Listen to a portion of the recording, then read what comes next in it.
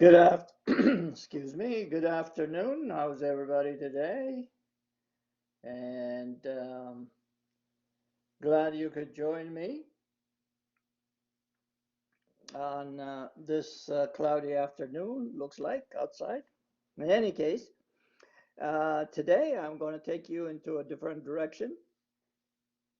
Part of the reason I'm going to take you into a different direction from the continuation of the topic that we had a couple of weeks ago is that some of you are being very, very creative, a few of you, I should say, and the rest of you are taking different routes to get where you wish to be, and that is fine.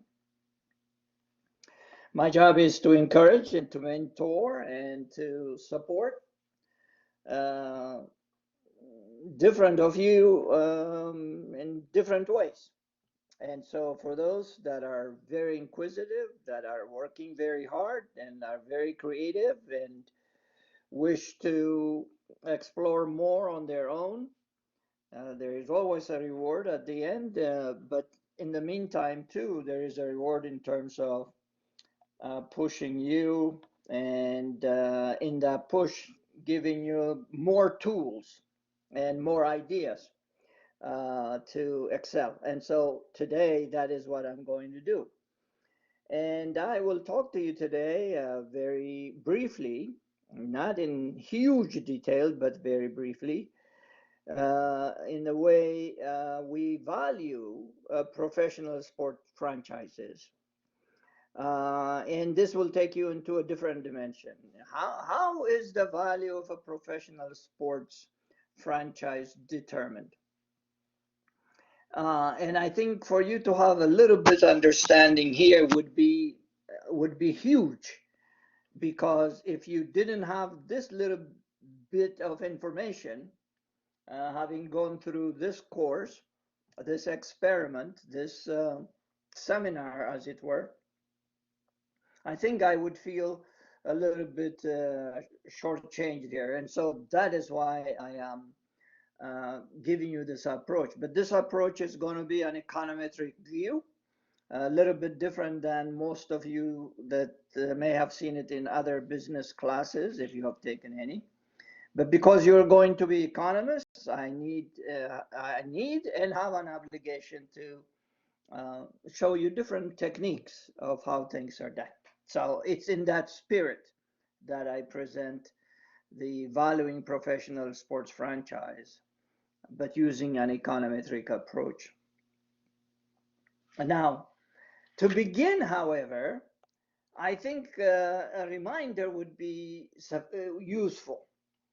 One of the things that happens in this world, and most of you would agree with me, is that sport franchises often boast values of striking magnitude. All right. The Yankees claim their value is so much. Dallas Cowboys claim their value is so much. And they're aided, supported, and encouraged in that process by Forbes magazine that supports a lot of this and publishes data on them. The lowest valued football team is $1 billion, $1 billion too. The highest about 4 billion. All right. Even the less popular and less prosperous NHL league, National Hockey League, has teams that are valued in the 600 million, on average. This is incredible. I find these numbers astonishing, and I think you should find these numbers astonishing, really. What is it that they produce, you say? It's not as if they're producing the most sophisticated jets in the world, okay? Or the most, significant AI component somewhere that helps, individuals accomplish thought processes and so on and so forth. What exactly determines the value of a professional sports team? What does? Little data to begin with. The average NFL team now is valued at $3 billion, 7% higher than it was last year. Okay. The average NBA team is about $2.2 billion, up 14% from last year. The lowest one is about 1.3 billion, the Memphis Grizzlies. All right. If you look at the Knicks at 466, Lakers 44, and so on and so forth.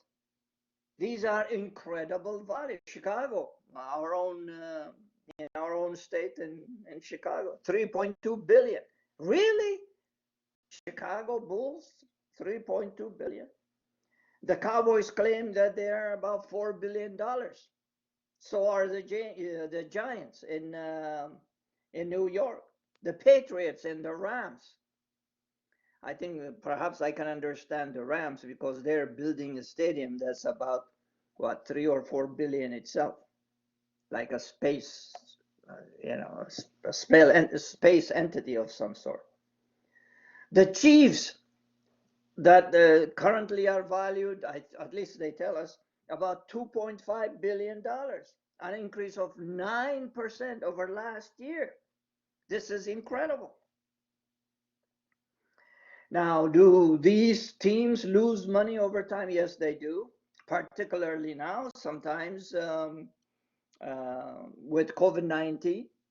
They don't have that much fans, so they do lose quite a bit of money. But do they really lose money? Okay. How many NFL teams lost money last year? At the end of 2019, the NFL made the league made a total of $15.2 billion. Huge, huge, huge amounts. Unthinkable. All right. For anyone that doesn't produce a tangible item. So what exactly determines? It raises the question, what exactly determines the value of a professional team? What assets, what qualities, what accomplishments account for differences between the value of teams? I mean, think about it with me here. It's really mind-boggling. How big of an impact do the venue, for example, have on the value of the team? Dallas Cowboys built this interesting stadium. Is there a design to increase the value of the team that way? I think that most of you would probably say yes. How big an impact the venue has? How big an impact ticket prices have? How big an impact concession sales have? I'm suggesting ideas here, you see, my friends. How much an impact does broadcasting revenue have?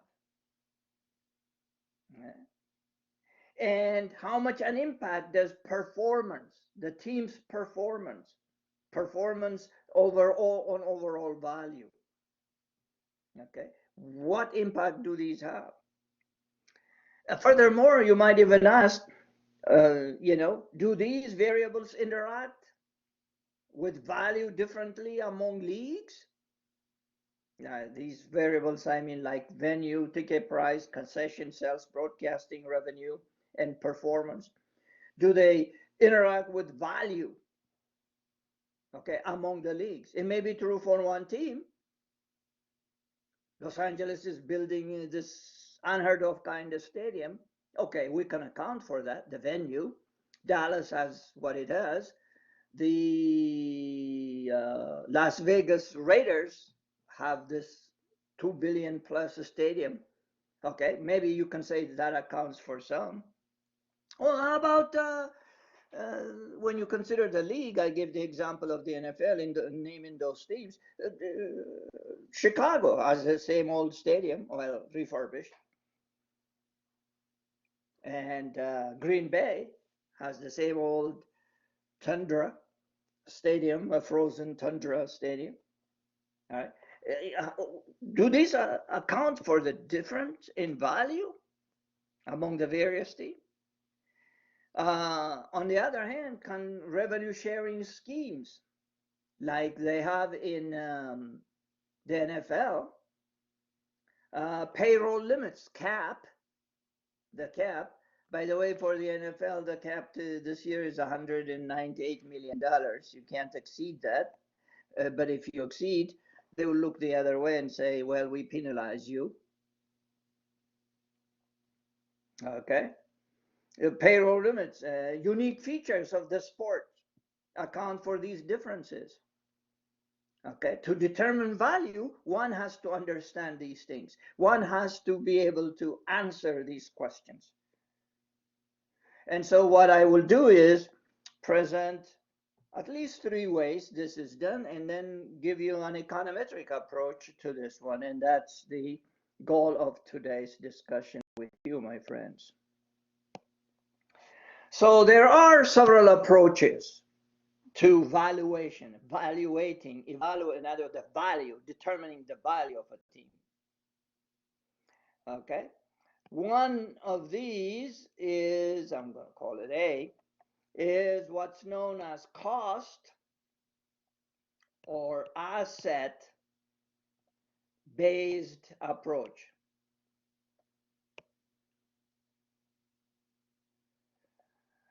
By the way, the reason for having this discussion is I'm not willing to accept that a team like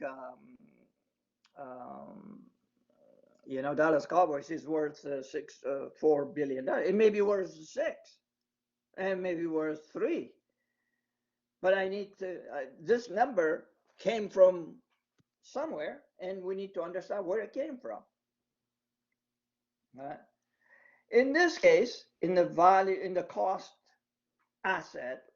or asset based approach, what happens is the value of any business, as you know, is based on its potential for future earnings, isn't it?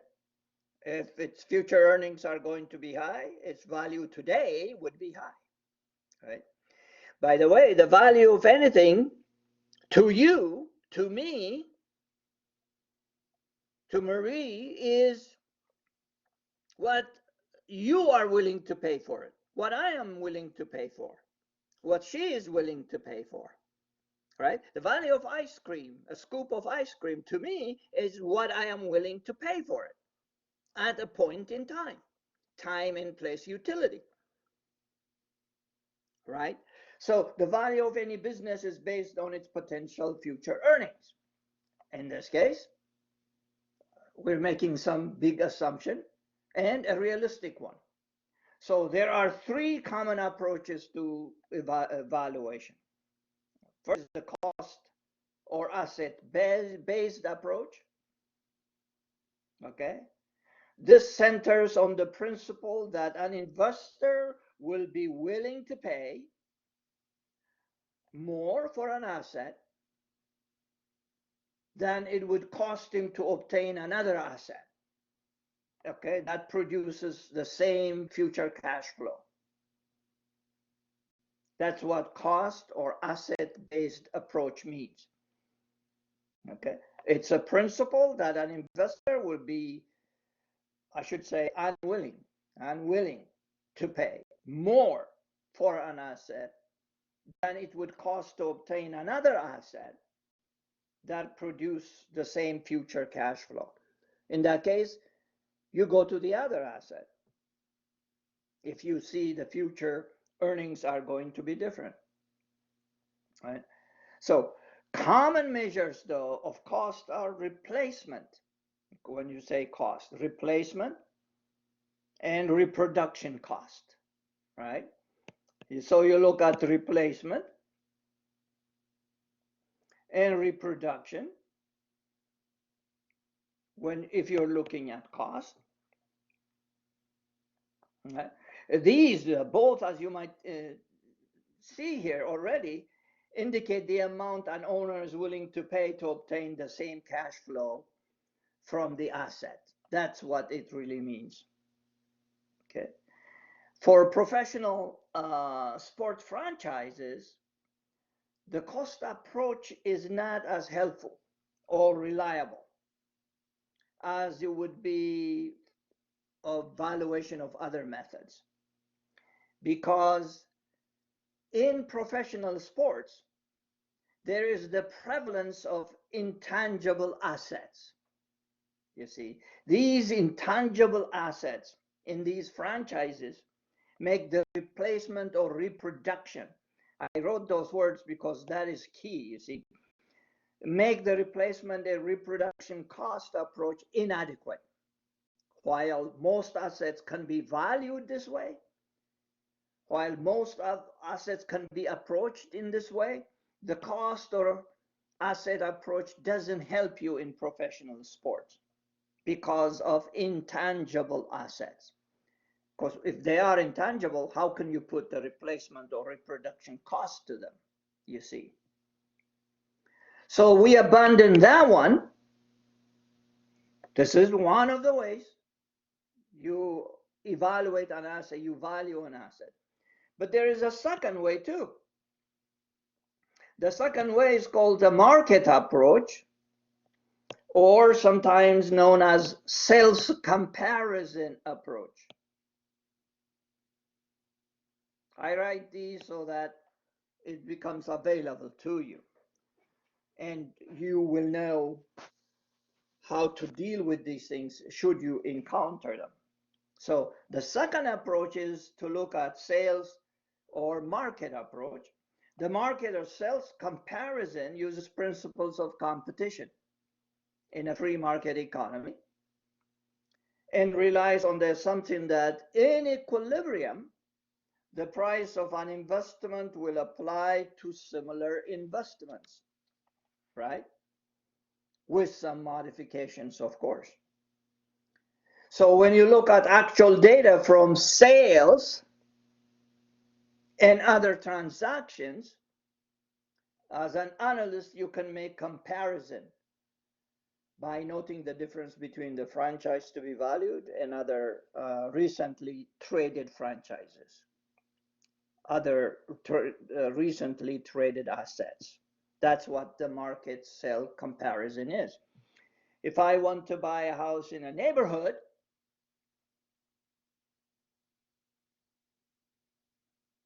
I would look, and I am not certain about how much it's going to cost me. I will ask people in the neighborhood how much a previous house or a neighbor or another house in the area has sold. You see, that's what market or sales comparison means. Except we are a little bit sophisticated and we give them interesting names. Okay, so important, however, in this consideration are market size. In this second method, you look at the market size, you look at location, you look at demographics,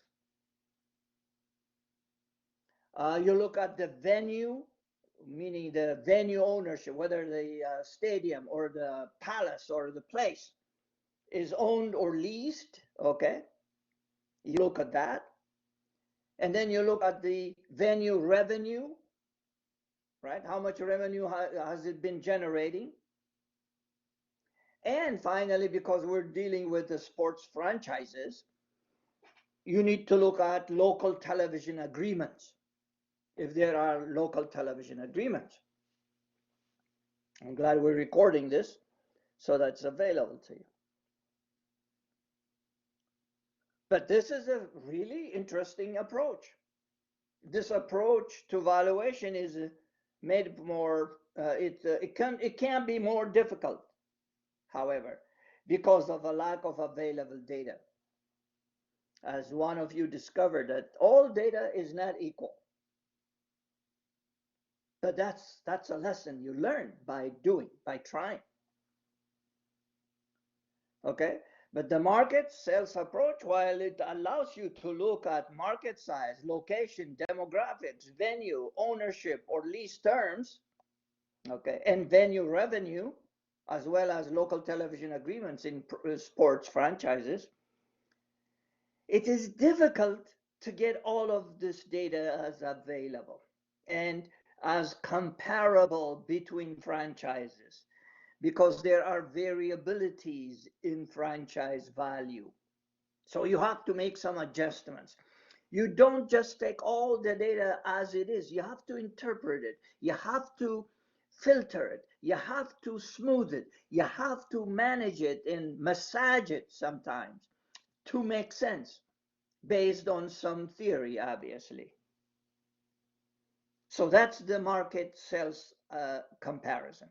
So if you wish to know how much Dallas Cowboys are worth, I think you need to look at uh, similar teams someplace else, let's say in Chicago. You say to yourself, what's the market size comparison between Dallas and Chicago? What's the location advantage and so on? What's the demographics between these two places? What about the venue? The venue meaning in terms of the stadium, all right? And what about the revenue that it generates? Does Chicago generate more revenue than Dallas does? And then, of course, you look at local television agreements. It's different at different parts of the country, obviously. Big market, large market, and so on and so. Chicago being the third city in the United States, almost overtaken by Houston now. No, not yet. Will have a different television agreement in terms of revenue, etc., etc. The third method, friends, is the income approach.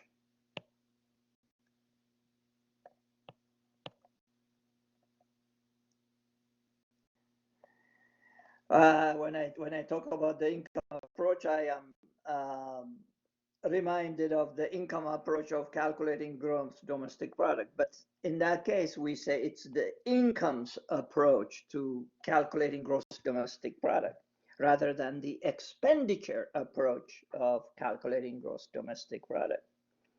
The income approach, here in this case, the value of the team is going to be based directly on the present value of the expected net cash that you're likely to earn in the future. See, the value of the team in this case would be directly related to the present value of the expected net cash flow in the future. So the most common estimate of value based on future cash flow is used. Yeah, of course, you discount it and so on and so forth. You make certain assumptions about what might drive and might contribute to this future earning in the future. And so using that as an analyst, you could work backwards or forwards to calculate the present value. That's what the income approach looks at. Interestingly, both the income approach and the market sales approach, B and C here, often used to make calculations about the value of sports franchises. These are the two that are commonly used, both of them. In addition, both of these approaches employ several different factors. Different factors as by that I mean as possible contributors to value, the value of a team. What are these different factors? Well, included in the that might include to the or contribute to the value of the team. Well, it will be such as stadium attributes. All right. And what do I mean by stadium attributes? If the stadium is new or old, the age of the stadium. Theory and research has indicated that the newer the stadium, likely it's going to generate revenue. It's very interesting, isn't it? Yeah, people want to come to see the new stadium. And so building these magnificent palaces, even more better than palaces, is really with the future, in the future flow of cash uh, in the future for the team. All right, these additional factors include ticket sales. Okay, and you might want to even include team performance there, particularly in income approach when you use the income approach.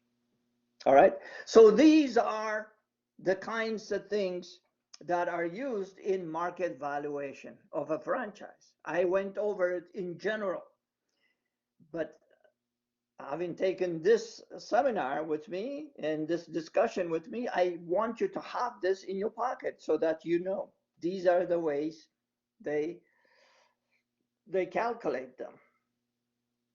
Now, of course, this all gives you not a specific hard unalterable data. These give you a nice estimate, and like I said earlier, what you pay for something is indicative of the value you yourself place on that something. Somebody can correct me if I'm wrong. The Clippers have been a second class team all the time they have been in existence until somebody came that used to be in Microsoft, made billions and billions and billions when he was working with Bill Gates and other people, and decided to pay a significant sum, close to about was it $4 or $3 billion for the team. Why? Number one, he had the money. Number two, that's the value he placed on it. And how did he come about that? Well, he looked at market sales, income approach. What can I generate in the future? And he was able to uh, put a team in place. Now, hopefully, at some point, they begin to win. So to use an econometric approach is another version of this, and that's how economists do it. Nothing is more desirable than the other. It's what you're willing to pay for something, but it puts you in a ballpark. And so we look now at the econometric approach.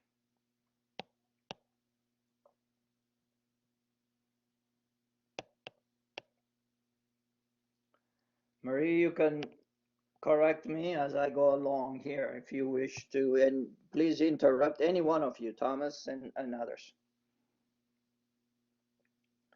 So what do we do when we do econometric analysis? What we do is we start from somewhere.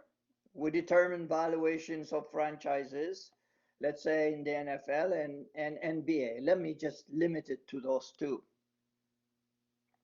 Okay, we collect data on these two by team as well as by league. You have two leagues and you collect data by team as well. You can look at NFL averages in the variables you're looking at, NBA averages in the variables you're looking at, okay? And by team for all of these variables. What do I mean variables? Suppose you picked value. Suppose you picked revenue.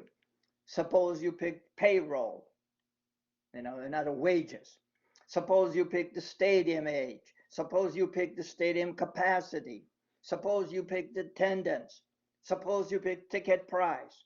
Suppose you picked for TV households in the area. Suppose you pick ticket prices on average as an index. Okay.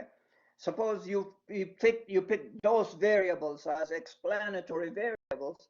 What you need to look at is first look at how those variables differ on average between NFL and NBA.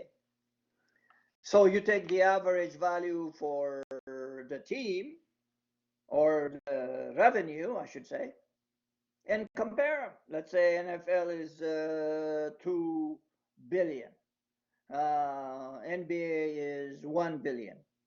It gives you some indication of the difference between leagues, but then you do the same thing for different teams. NBA has a certain number of teams, so does NFL. For each team, you gather that data. You could do that. So you can pull the data, or you can have a time series. Or a time series would be for many years. Pull data, however, could be for one, but many teams. That'll be a pull data. Okay.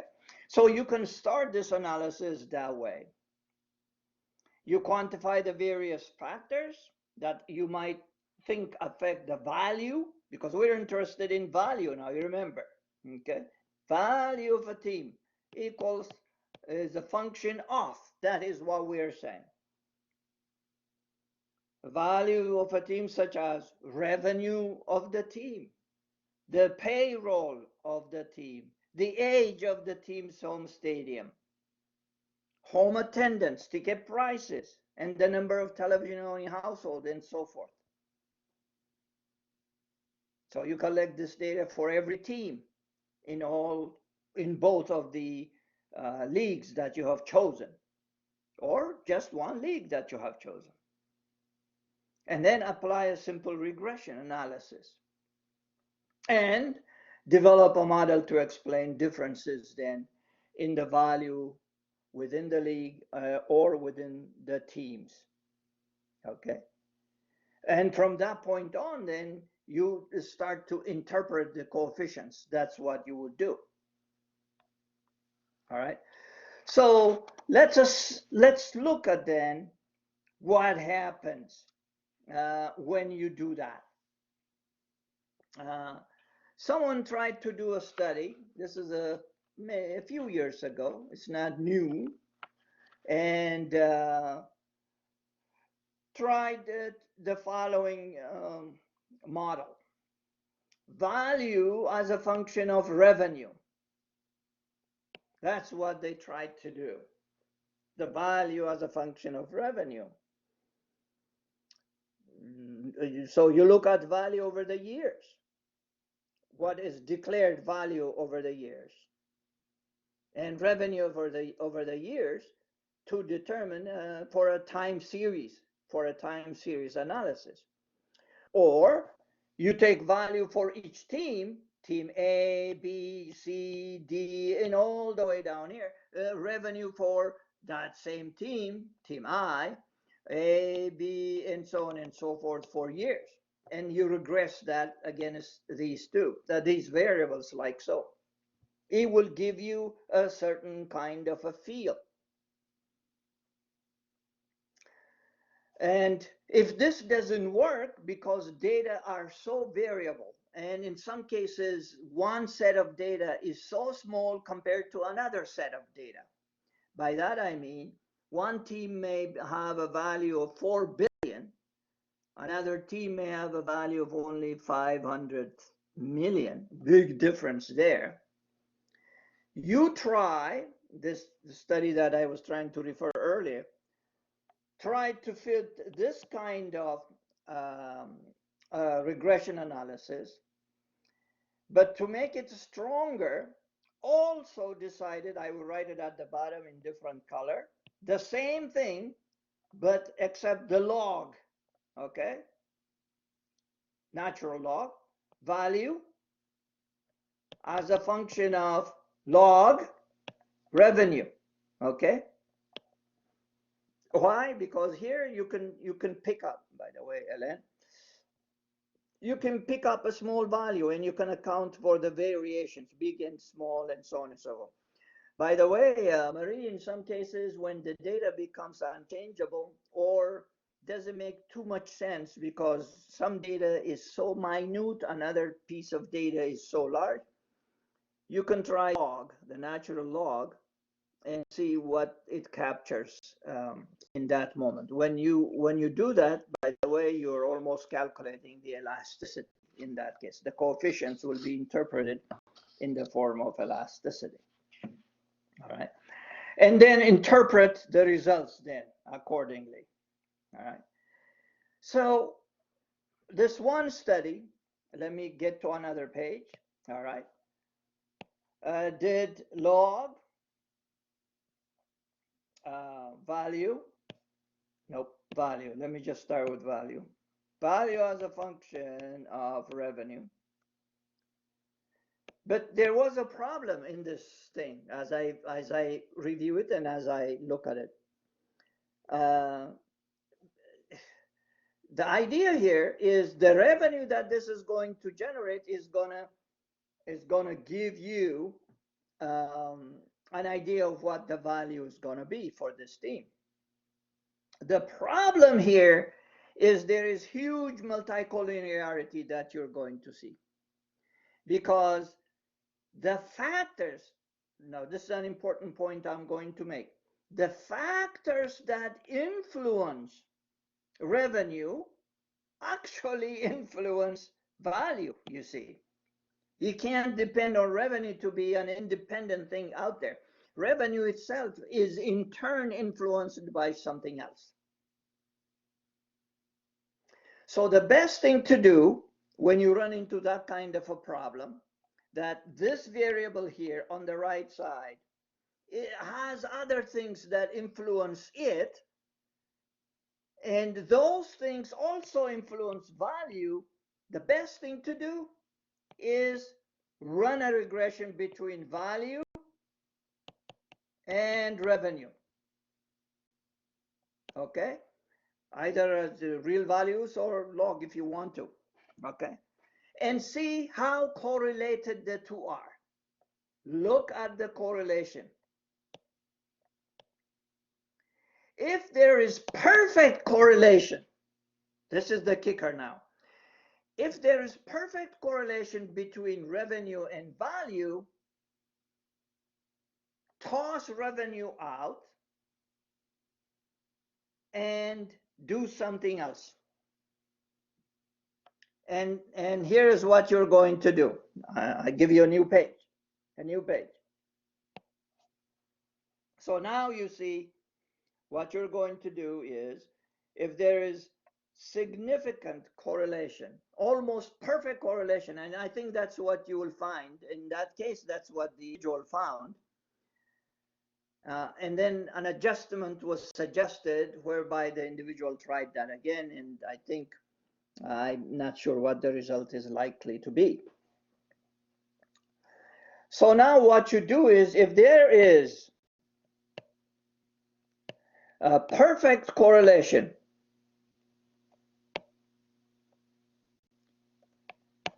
between value, the team's value, and revenue,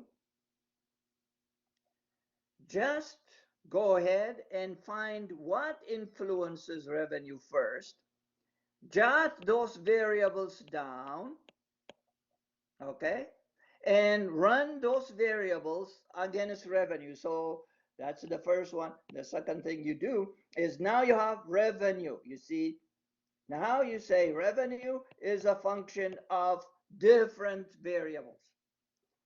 Why can you do that? Because you have discovered, let me write it in red here, that revenue and value are perfectly correlated. Perfectly correlated, almost. And so what are the kinds? It's easier now. You see, it's now becomes easier. You avoid multicollinearity, all those kinds of problems. Marie, you can comment on it if you want to. But what are the functions then that affect revenue? Well, you can say wins affect revenue. Let me write them in red here. Wins, the number of wins. Okay. Team age, a second variable. Okay. Attendance. Okay. Number of TV households in the community, so I just write TV. Stadium age. All right. The stadium age as one of the variables that affects revenue. Ticket prices.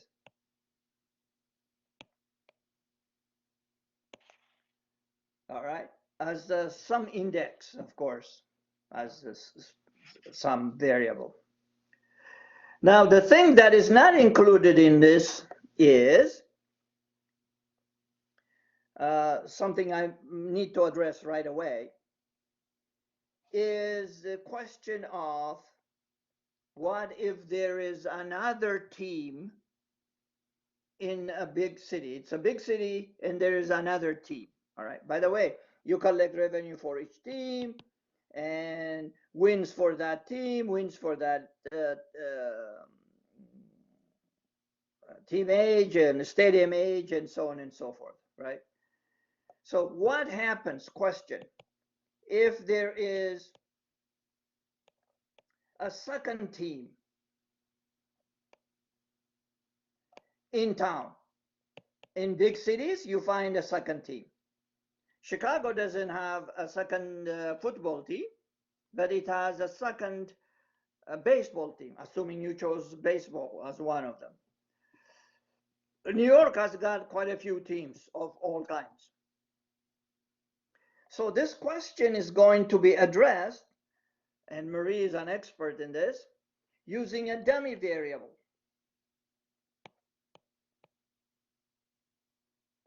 If there were, if you suppose you chose the Chicago Bears, and there is another team, football team in town.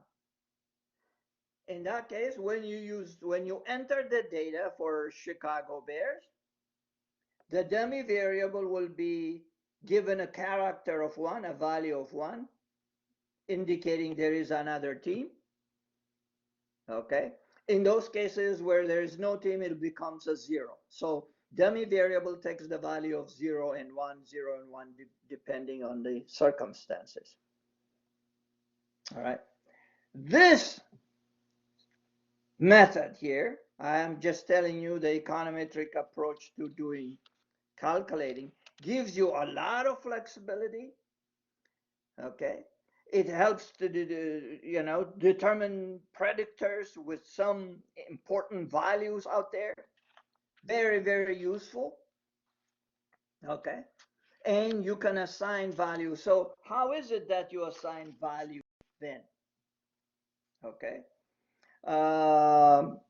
Assuming I've done this regression right there and using all the influencers on revenue. I don't worry about value now because revenue and value are very, very closely correlated. All I have to do is mention that fact. That's all I have to do. You see, this is the second step. The first was value on revenue. Now revenue on its influencers, these wins and so on and so forth. Right? So that way, where you got the information becomes easy to. So let's say you get data that looks something like this.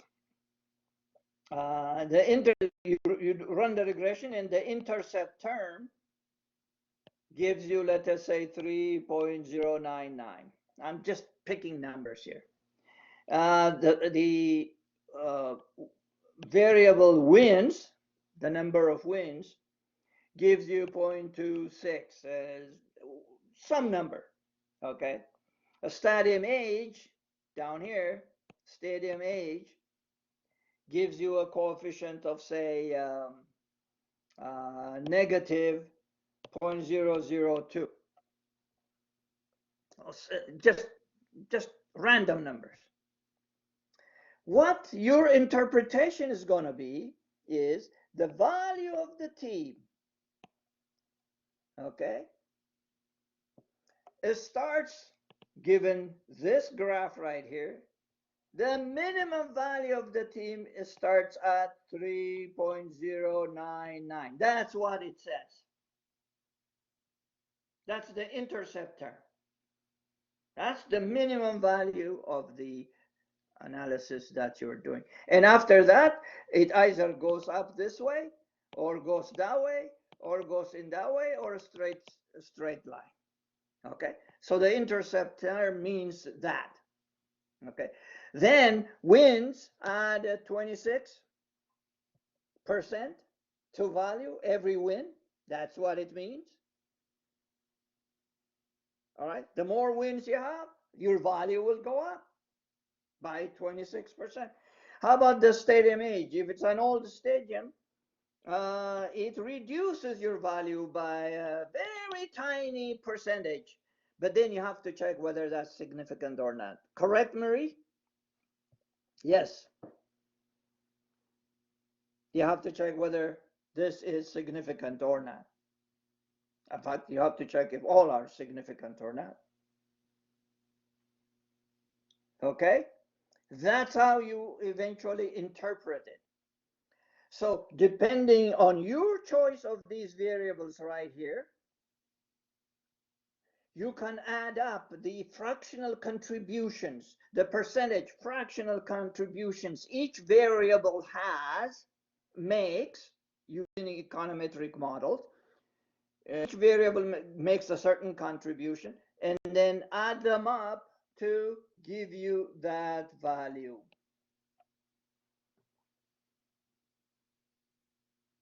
And based on that, then you could say the team value ranges between this number and that number. And you have cleverly, without having to beg people for data, using available data, be able to determine the value of a team. Some of the work that I have read about in the NFL, it's a little bit difficult to interpret that because there is revenue sharing. Okay. But the dummy variable that was used to indicate whether there is another team or not was captured things absolutely wonderfully. In other words, it did the job. In areas where there is another team and there is no revenue sharing, the interpretation will take care of this. If it is an NFL team, there is revenue sharing. If it isn't, then you don't have to worry about that. Okay. In one study, a 1% increase in home game attendance, for example, or if attendance was one of those variables, increases the revenue by 28%. One study, which means home game attendance, a 1% increase in attendance increases value, the value of the team by 28%. It's those kinds of results that you get.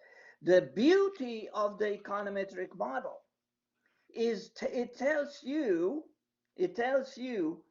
how much each one of the variables selected contributes to value. Therefore, you can massage it. You can increase it. You can improve it. You can project the future. For example, attendance. If a 1% increase leads to 28% in value, then you as an owner of that particular team and the buyer now of that team know exactly what you need to do to get people there. You form coalition with the city, you form coalition with groups, clubs, and so on and so on to get people to the stadium because you now know precisely how much each percentage increase in attendance is going to contribute to the value of your team. What about if the city is a big city? Well, you have a gold mine sitting there. As long as you can bring those people to the games, to your stadium. And that explains, my good friends, why winning is not as important to a team owner as building the long-term value. They concentrate on that more. So building a nice stadium helps bring people there. Having cheerleaders, could you believe this now? Having cheerleaders is to bring people to the stadium so that that 1% increase helps increase revenue and the value of the team. The shows that you see at mid halftime in Dallas, somebody riding a horse maybe or something. All right. Or blowing up a balloon, in a huge balloon, and then making it explode. The shows and all of these are designed then to tweak each one of these variables so that value continues to increase. Any questions and comments on that? I went over a very broad areas, very broad. I told you to valuing a professional team has many approaches. If you're a business person, you probably different, non-economist, you would use different approach, cost asset-based approach or market sales comparison or an income approach. Any one of these could help you. The bottom line is the value to you of a particular thing you acquire is what you are willing to pay for it today. And I showed you a fourth way. That fourth way is the econometric approach. The econometric approach has advantages. The advantage is that you can tweak different variables. You know how to, it's like cooking. All right. When you cook a menu or a recipe, you add certain things and you taste it. No, it doesn't have enough salt. Then you add a little salt. I'm learning how to cook now that I am staying at home. And so what is missing, you add. And the econometric approach gives you that. There are disadvantages. The disadvantages are you have to be creative in selecting your data, and you have to verify that your data is really correlated with the one. And that's why I showed this complicated model for you. And if you're lucky enough to get that, you can make predictions about the value within a certain level of confidence, 95%, 98%, or 90% of the time, you can predict accurately. That's the advantage of the econometric approach to valuing a professional sports franchise. Now, that I consider to be a value added to your course. Any questions or comments? I will stop recording.